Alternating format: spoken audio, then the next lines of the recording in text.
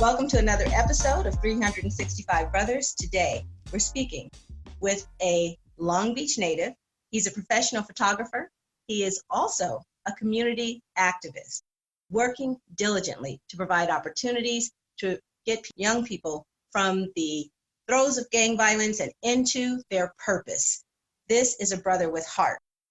And with that, I'm going to introduce you to Sylvester Givens, and he goes by Duke. Welcome, Duke.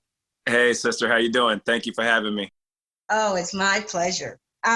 Before I go into the questions, is there anything you want to share about yourself, just as a way of biography or anything like that? Sure. Duke Givens is someone who truly loves the locale where I was born and raised, Long Beach, California. It's given me a lot of opportunities. It has broadened my lens to look at this world as half full and not half empty. I've always looked at things from a protagonist standpoint, not an antagonist standpoint. And I credit Long Beach along with a host of mentors. And first and foremost, God. God is in my life. Through my brokenness and, the journeys of life, I can see where he's been and then how he's assigned individuals to me so that I can be a help to others. Amazing. That's great. Let's drop in. First question. Duke, what is your favorite song, either right now or all time, and why? I like a few different. So can I give you three? We just gotta go from there. You said your favorite. Okay. Well, Angel by Anita Baker is my favorite song. I like Shekinah Glory, Yes, as well. Those two songs kind of co-pendulum together. Okay, tell me why.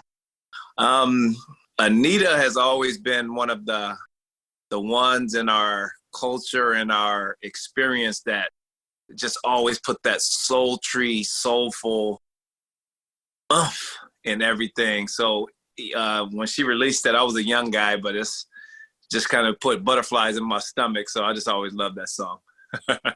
I understand. I remember I could never hit any of the notes, but you'd be out there trying to get it, huh? Oh man, that's the song. Oh yeah, yes. That's it.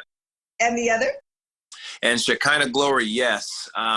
It's just a gospel song that's just saying yes, yes, yes. It's over and over. But when you think about it and how God has kind of been in all of our lives, whether you believe or not, he's always there. And it puts us in a position to, through your turbulent, through your hurts, through your pains, after the lesson is learned, we say yes.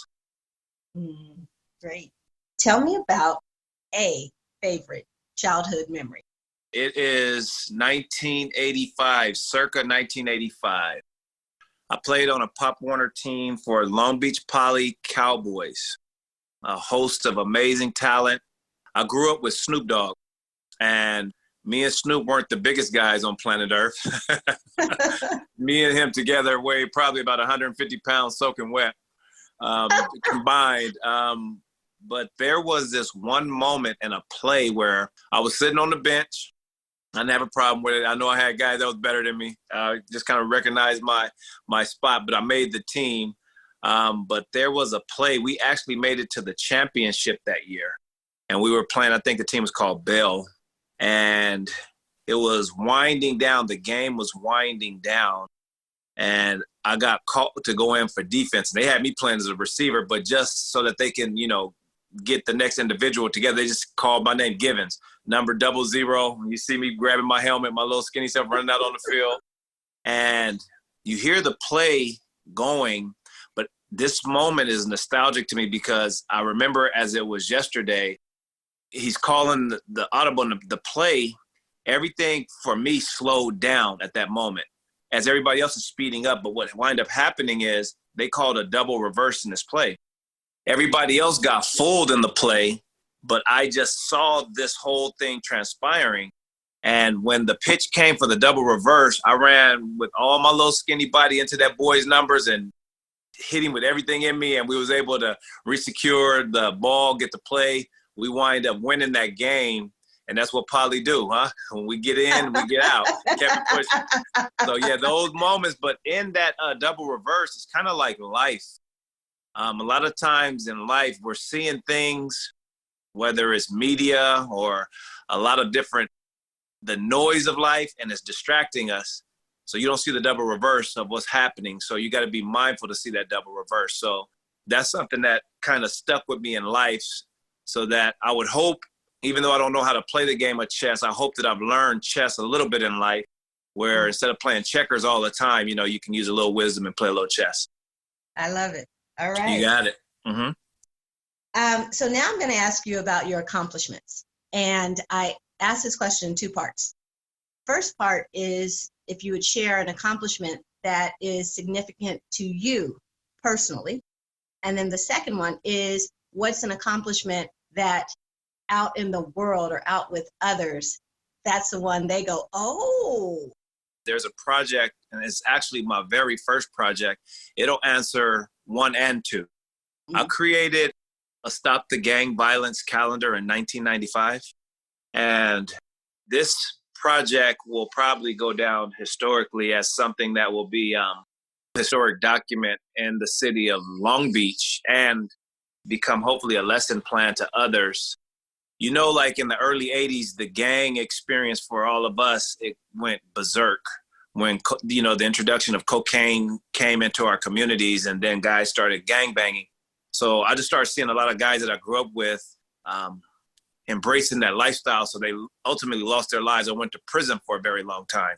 I knew I wasn't going to take college serious my first 2 years. So after I graduated from high school, I went into the United States Air Force, served from 1989 to 1993. From 1989 to 1993, that 4-year span, when I came home, it was just a void. Genocide ripped our community apart. The guys that I grew up with literally killed one another in mass numbers. So I enrolled in Long Beach City College. My parents bought me, to me at that time, I thought was one of the corniest things on planet Earth, a camera, a film camera. I'm like, what a brother gonna do with a camera? Course catalog had black and white photography. So I enrolled in the class as an elective. And when I developed that first image in the dark room, because now we're in a digital realm, back then it was analog. So once I did that and developed that first image, I was blown away. And I found, it was like as dark as it was in that dark room, it got just as bright in there, because I found something that rushed inside of me. And it's like that purpose was starting to be recognized. So I started taking pictures of the guys that I grew up with in the neighborhoods, and it wound up becoming a calendar. Fast forward you, today I'm in the process of making a documentary about that same calendar, because so many of the men and women that were in that project lost their lives. You know, everybody knows everybody. So when that happened, and then when they started losing their lives, actually recently, I had a buddy of mine that was actually featured in that calendar, again, just got murdered. It hasn't even been a month, if it's been a month. So when you look back at it, it's just, it's a tragic love story, you know, just what genocide did. So it was the Stop the Violence calendar of 1995. And that little calendar it was featured Snoop Dogg, Warren G, and Nate on the front cover. I made it look like an album cover.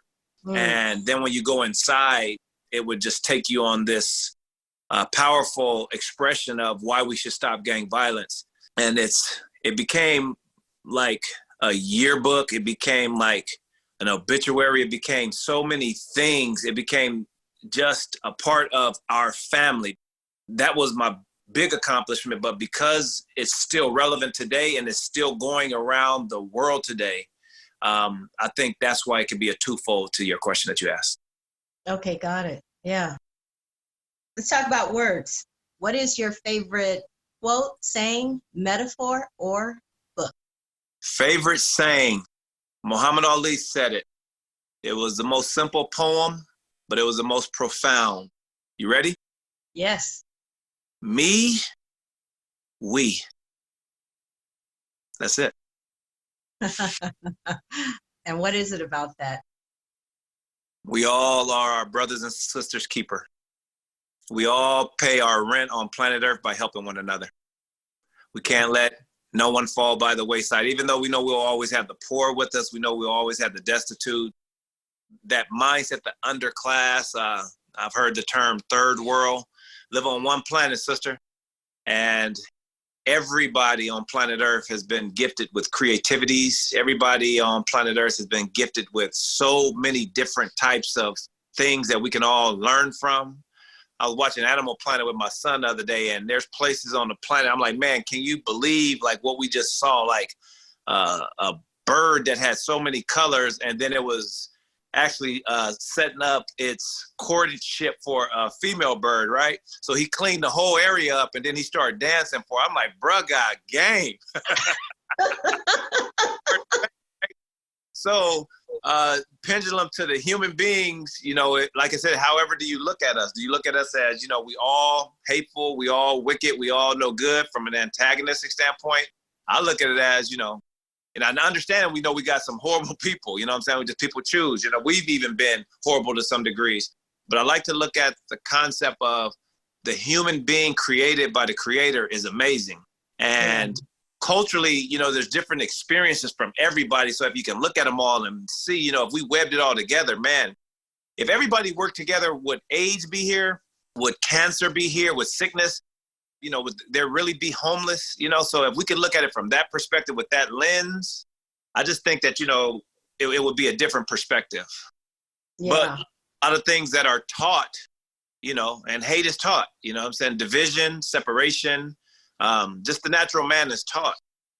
You have to be mindful because, you know, I'm raising two boys and I have to teach them how to be men.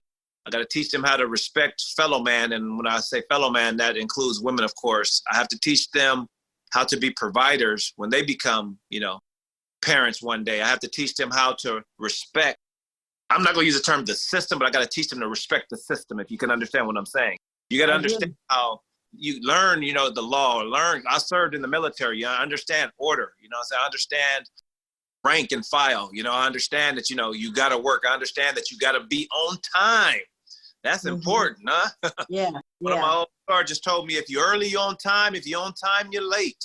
Yeah. So, you know, we got to teach these to the young and the youth, you know, and them, you know, like I'm giving my boys, I got them bank accounts. That's real huge, you know, and when they get 10 years old, I'll start having them walk into the bank with me, how to give and help others, how to save, teach them not to get caught up like I did even at a past time of using, you know, credit cards as a form of, you know, thinking it's instant cash.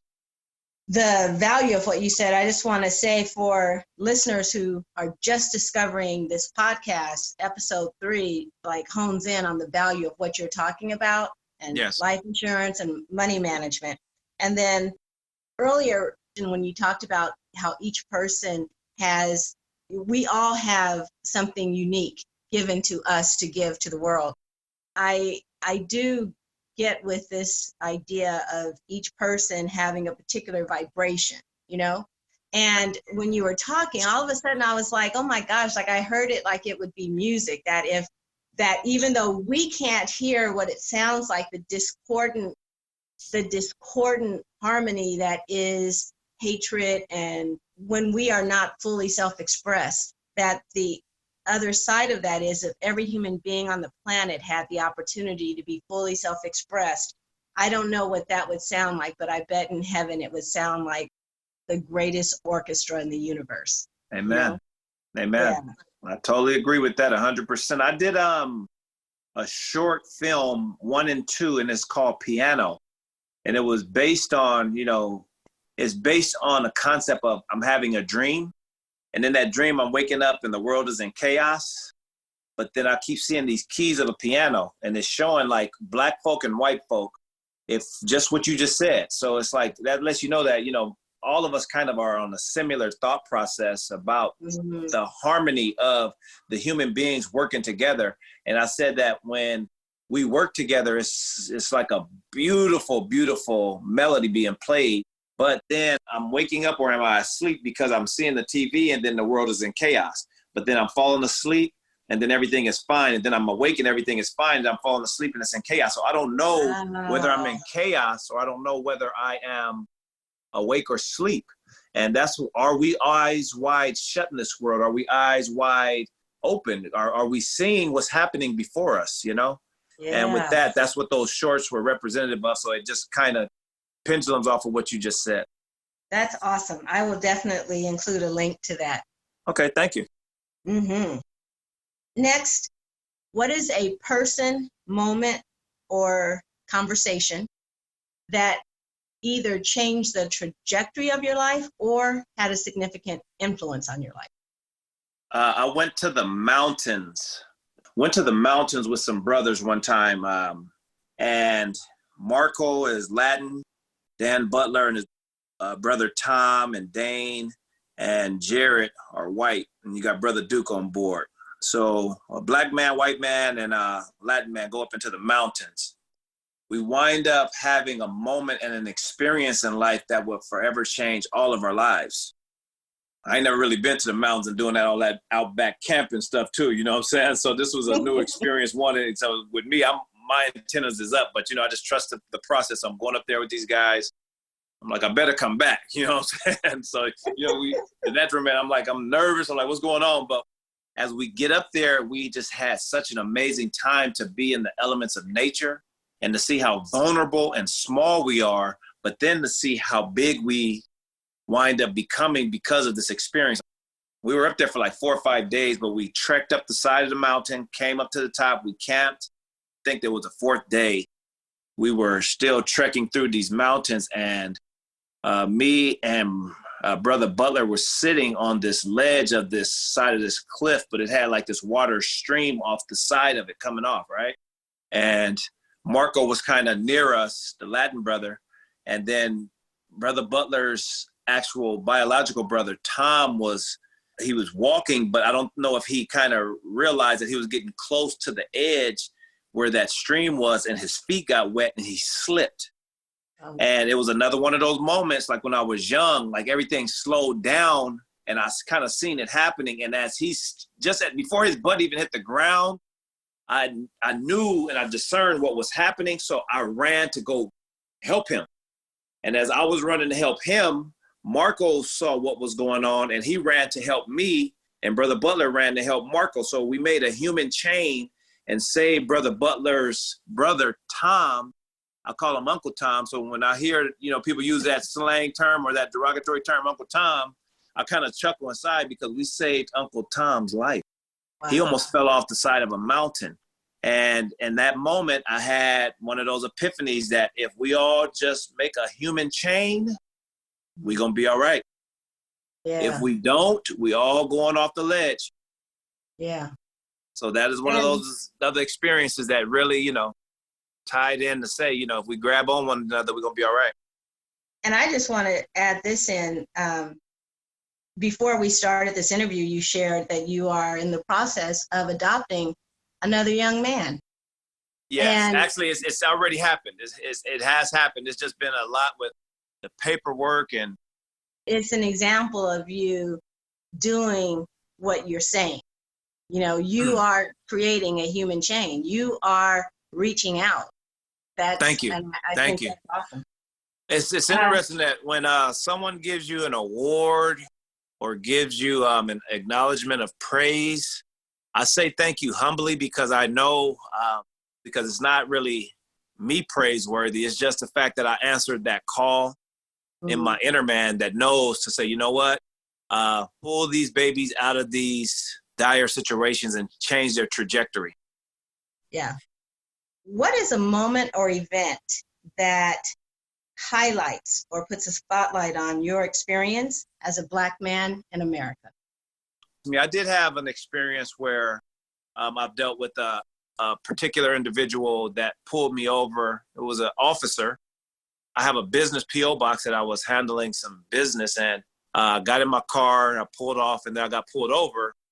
And it was an officer that pulled me over. Now, when I got out the vehicle, because he asked me to, I complied and everything. He did not recognize that I knew exactly who he was because I work with law enforcement in a lot of different platforms. And at the job that I used to have, I used to be a supervisor in transportation. I just think he didn't really pay attention. But it's how he handled that situation. It angered me, and it basically pissed me off because I'm looking at him like, dude, like I really don't think you understand that we know each other, but that's not the issue. It's like, you didn't have to handle me like that with your gun drawn. Now, I'll pendulum to that. There are some amazing police officers. I have had the opportunity to have a relationship with all three chief of police by personal experience, to get to sit with them and to cut teeth with them and to see their vulnerabilities. And Batts, McDonald, and Chief Luna, who is the current chief. And Batts is a black chief of police. McDonald was a white chief of police, and Luna is a Latin chief of police. So you got white, black, and brown right there. So I got a chance to see how they all have tried to steer the department. And I went to high school with a lot of these officers, went to different schools. So we see how, but I precursor that to say that this particular individual did not handle the situation right. By him drawing his gun on me, and knowing that, I don't have a weapon or anything, and after you ran my place, I don't pose a threat. I just was disappointed because the perception that you left that scene with, because there's people, everybody stopped. And now you have an officer pointing a gun at me, and I'm like, why are you, in my mind, like, why do that? But I know other officers that would not have handled that situation like that. Did he have an excuse or a reason? Like what? He did not. He did not. He did not. So this was a traffic stop? Or? Yeah, traffic stop. Yeah, traffic stop. Yeah, okay. And there was an individual with me who, when he drew the gun on me, and the guy that was in the car with me, the guy in the car with me hate police now.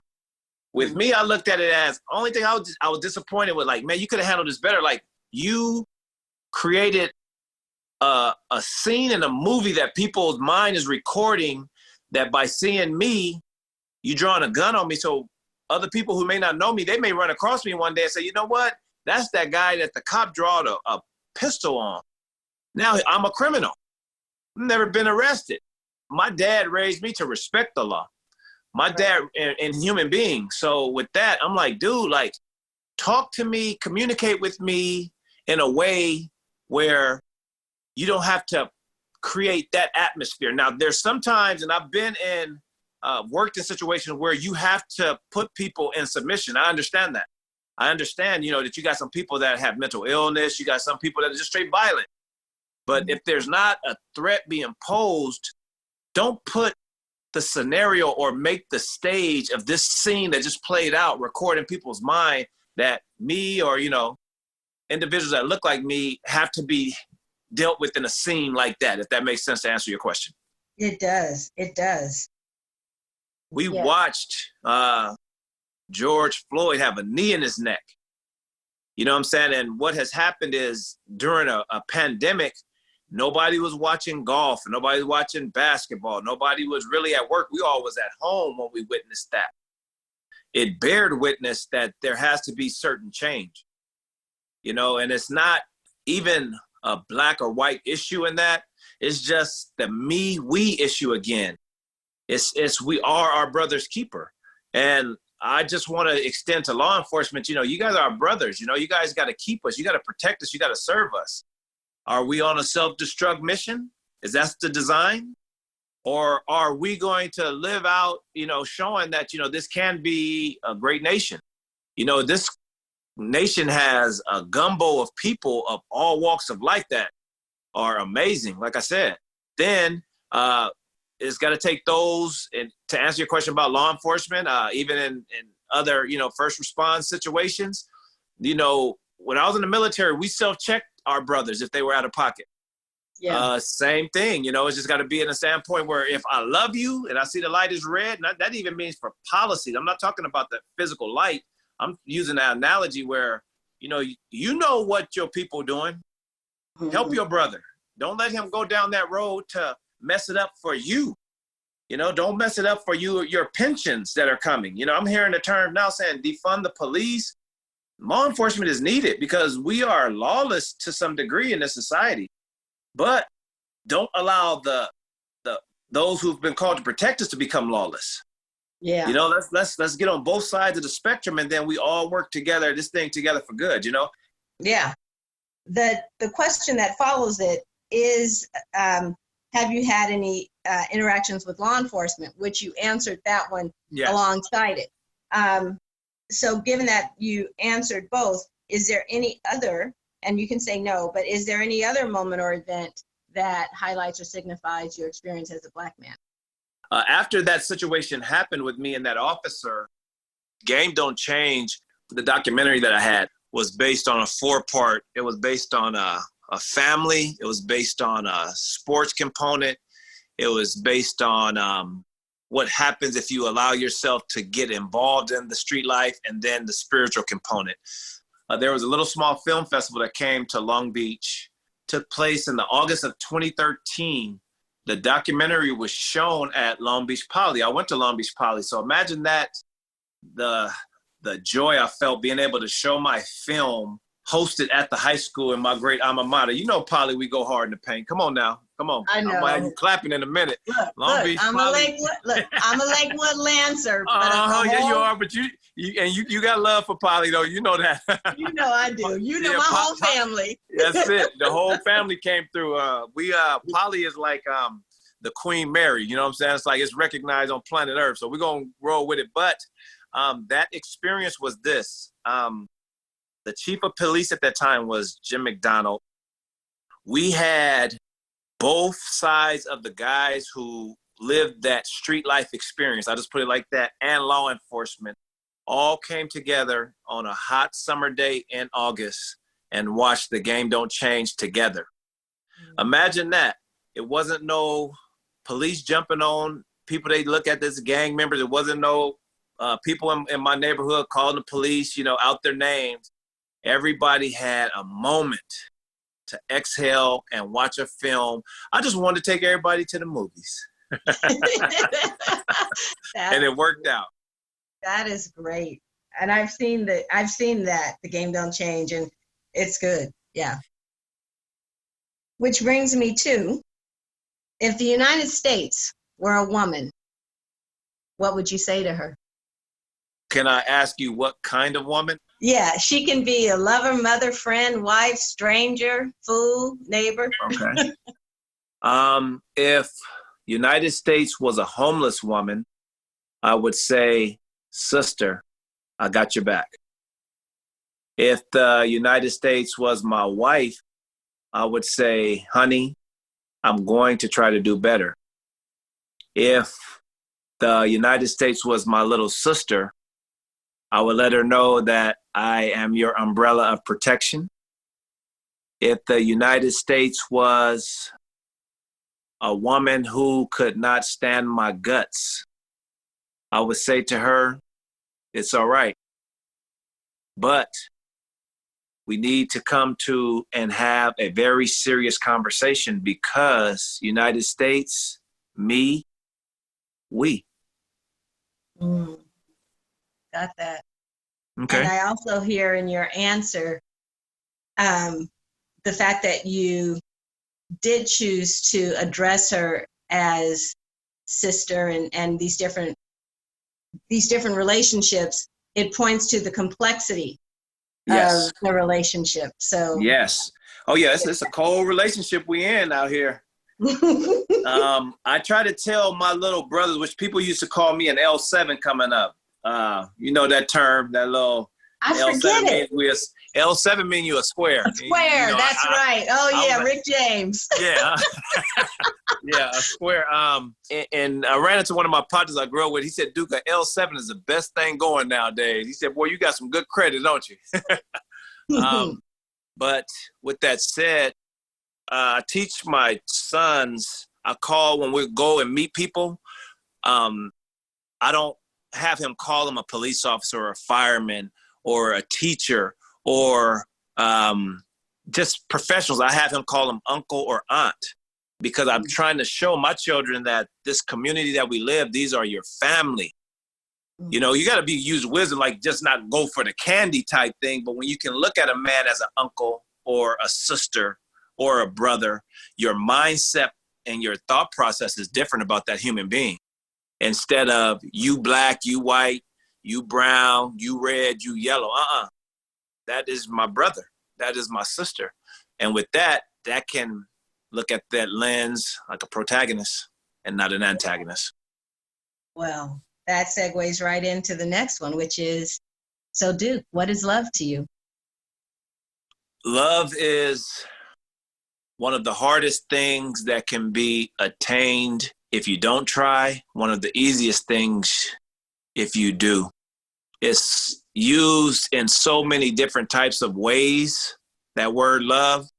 Read a little bit about the word love. If you look at it from a phileo standpoint of friendship, or, eros, that passion, that's, man and a woman. You look at it, a lot of different ways, but love, if we truly understand it, it is medicine and it is the cure.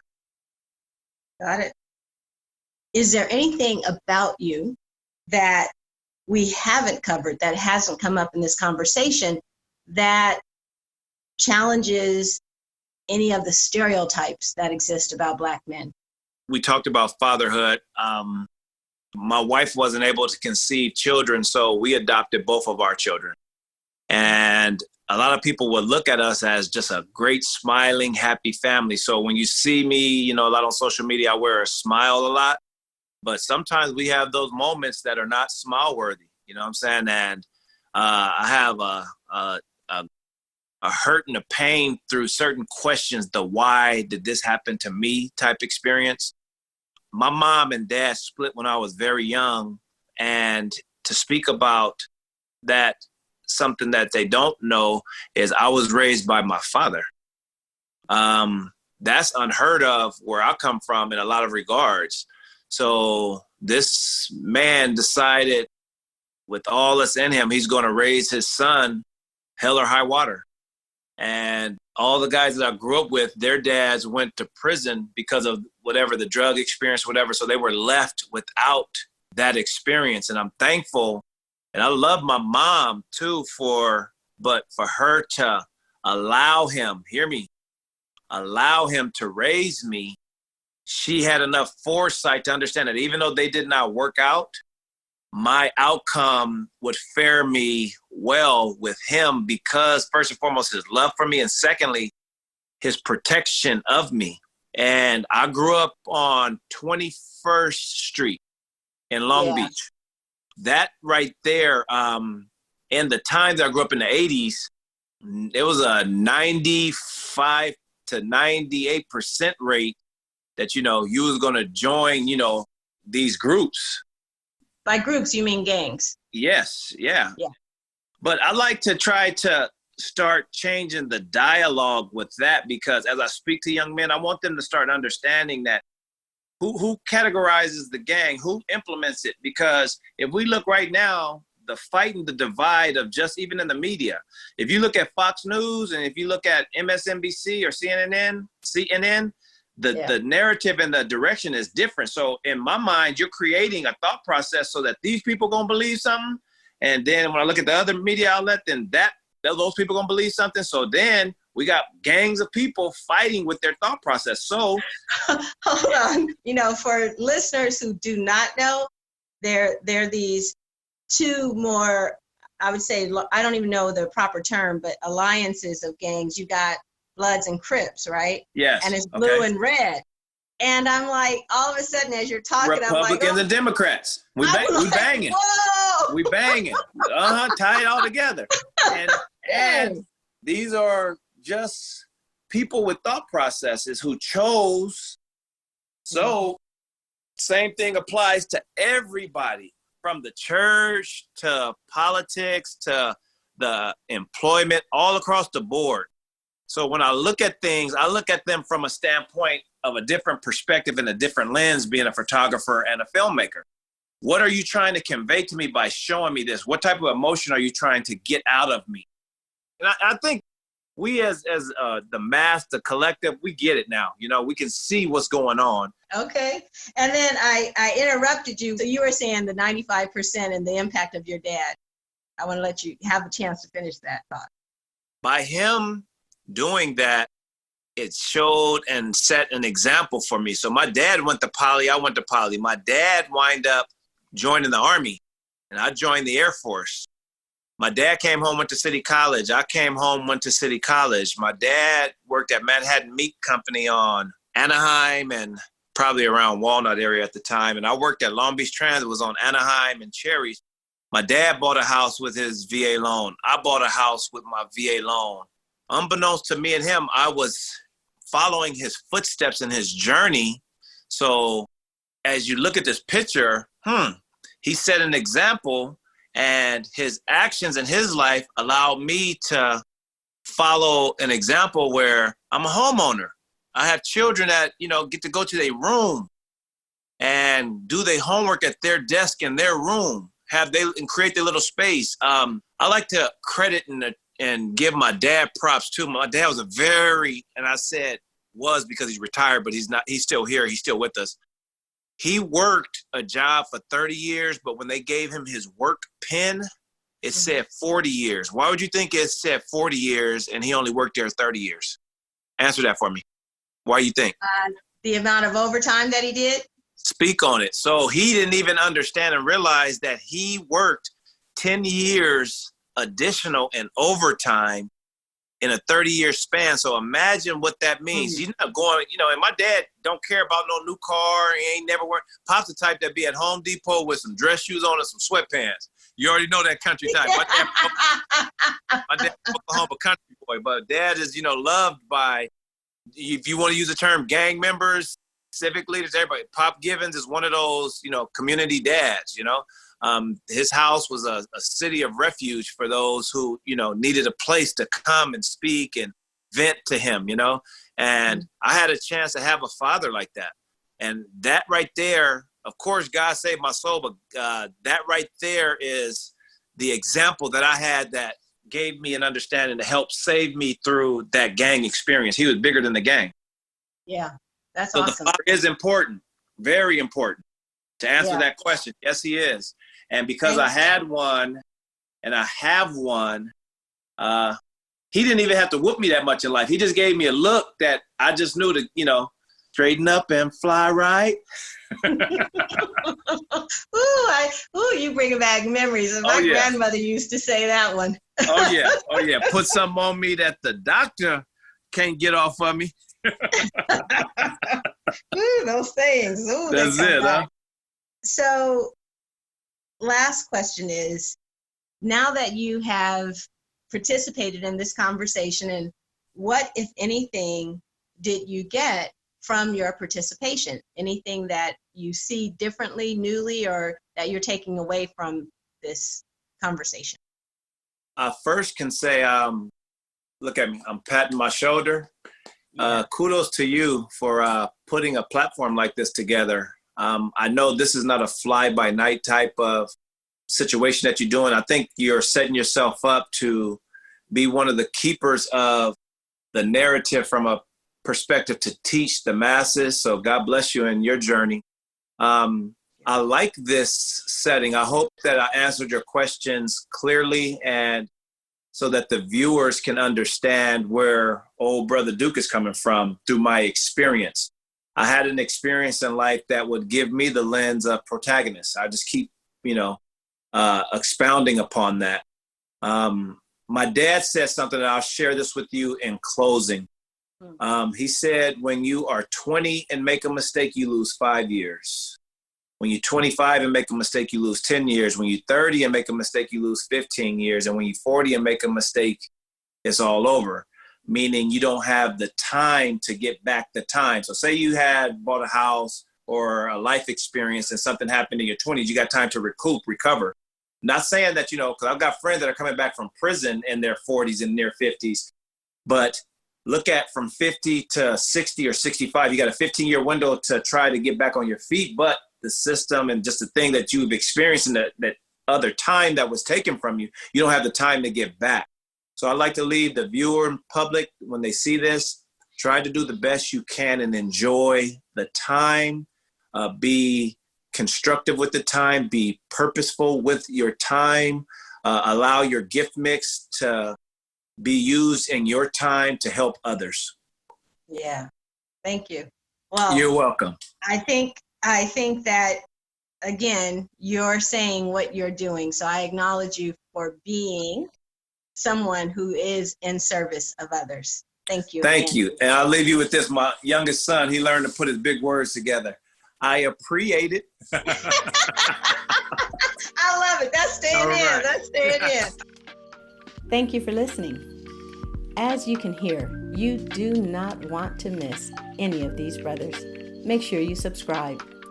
You can find more at our website, 365brothers.com, 365brothers.com. This is Robin Shine. To listen is to love.